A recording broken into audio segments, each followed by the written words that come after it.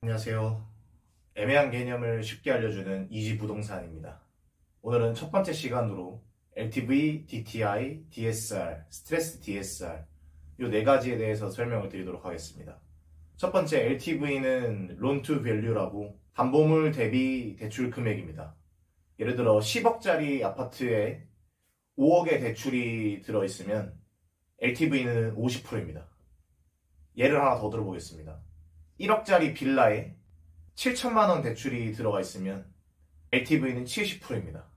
이처럼 아파트와 빌라의 예시를 든 거는 아파트건 빌라건 상관없이 이 담보물의 가격 대비 대출 금액이 얼마이냐, 이게 LTV라서 제가 이렇게 설명을 드린 겁니다.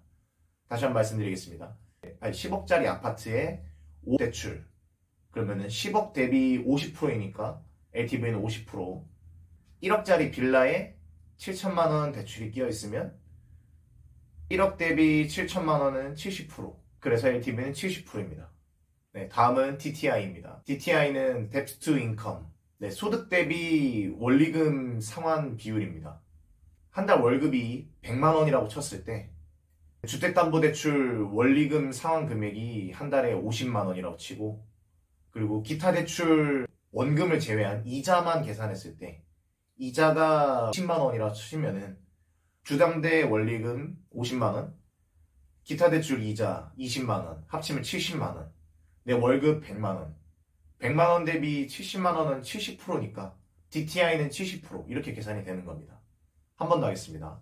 내 월급이 200만 원이라고 쳤을 때 내 주택담보대출 원리금이 100만 원이라고 계산하겠습니다.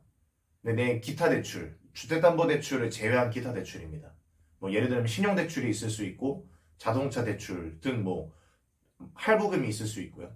이런 이제 기타 대출의 원금을 제외한 이자만 계산했을 때 이 이자가 50만 원이라고 계산하겠습니다. 주담대 원리금 100만 원, 기타 대출 이자만 50만 원, 합하면 150만 원. 내 월급 200만 원. 200만 원 대비 150만 원 하면 75%입니다. 이렇게 계산했을 땐 DTI가 75%라고 보시면 됩니다. 네, 다음은 DSR입니다.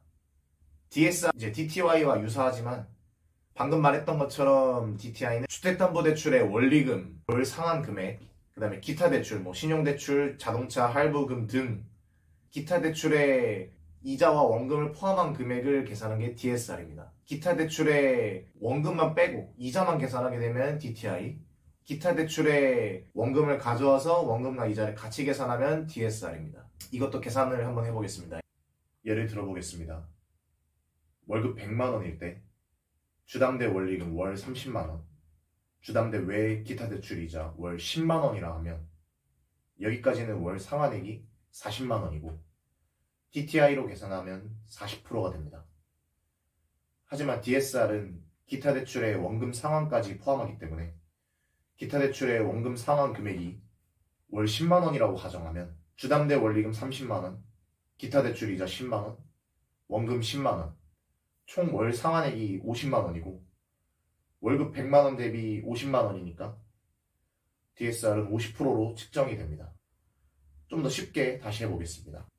월급 100만 원인 사람이 주담대 원리금, 기타 대출 이자, 기타 대출 원금 모두 각 10만 원씩이라고 가정하면 월 상환액이 30만 원이고 월급 100만 원 대비 30만 원, 즉 DSR은 30%로 계산이 됩니다. 다음은 스트레스 DSR입니다. 스트레스 DSR은 은행 금리 그리고 스트레스 가상 금리를 더해 총 금리를 높여서 가계대출 증가를 막겠다는 정부의 정책입니다. 스트레스 DSR은 총 3단계로 예정되어 있고 24년 9월부로 2단계까지 도입되어 있는 상황입니다. 올해인 25년 2에서 3분기 중 3단계를 도입할 것으로 예상됩니다. 부동산이나 대출에 관해서 처음 접하시는 분들은 지금까지 말씀드린 내용을 여러 번 돌려보면서 숙지를 하면 아주 큰 도움이 될 겁니다. 여기까지 다 이해가 되시는 분들도 계실 테니 제가 응용을 해서 문제를 한번 드려보겠습니다. 내가 어느 지역에 10억짜리 아파트를 매수하고 싶고 대출 정책을 알아보니 LTV 70% 이하까지만 대출이 된다고 가정해 보겠습니다. 그러면 총 대출 가능 금액은 얼마일까요? 잠시 멈춰서 계산을 해보시면 많은 도움이 될 겁니다.